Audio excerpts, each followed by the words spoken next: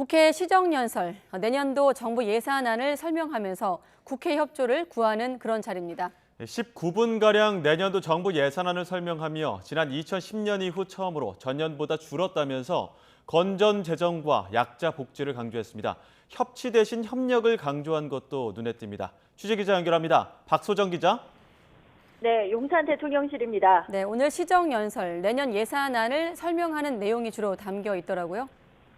그렇습니다. 윤석열 대통령은 시정연설에서 코로나19 추경안 통과를 요청했던 지난 5월 16일에 이어서 5달 만에 연설에 나섰는데요. 지난 5월 하늘색 넥타이를 메고 국회에 들어섰던 것과 달리 이번에는 자줏빛 넥타이 차림이었습니다. 그동안 정치적 목적이 앞선 방만한 재정 운용으로 재정 수지 적자가 확대됐고 나라 빚은 1,000조 원을 넘어섰다고 지적하면서 내년도 총 지출은 639조 원으로 2010년 이후 처음으로 전년 대비 예산을 축소 편성했다고 밝혔습니다. 들어보시죠. 국회의장님과 재정 수지는 큰 폭으로 개선되고 국가 채무 비율도 49.8%로 지난 3년간의 가파른 증가세가 반전돼서 건전 재정의 전환점이 됐습니다. 절감한 재원은 약자 복지와 민간 주도 경제 활동에 쓰겠다고 언급했는데요. 들어보시죠.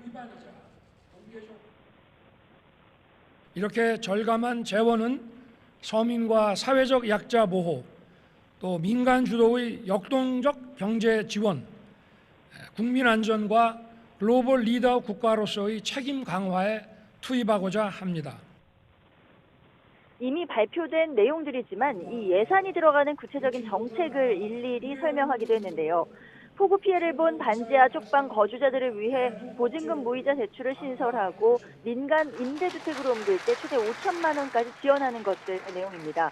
또 청년 원가 주택 등 청년 관련 정책들, 어르신 관련 기초연금, 또 첨단 미래기술 분야 투자 지원 등도 약속했습니다.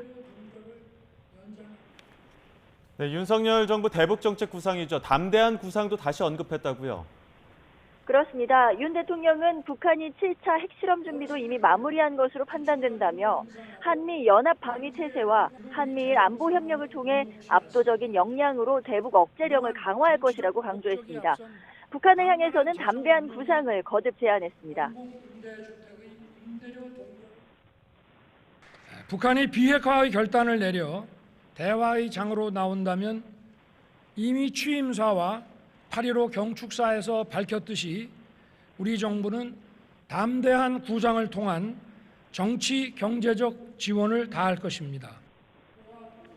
예산안에는 안보 위협에 대응해 현무미사일, 패트리어트 성능 개량 등 한국형 삼축체계 고도화에 5조 3천억 원을 투입한다고 설명했고요. 사병봉급 2025년 205만 원을 목표로 우선 내년에 130만 원까지 인상하는 예산이 포함된 점도 언급했습니다. 그러면서 경제와 안보의 엄중한 상황을 극복하기 위해서는 여야가 따로 있을 수 없고 국회 협력이 절실하다면서 이렇게 마무리했습니다.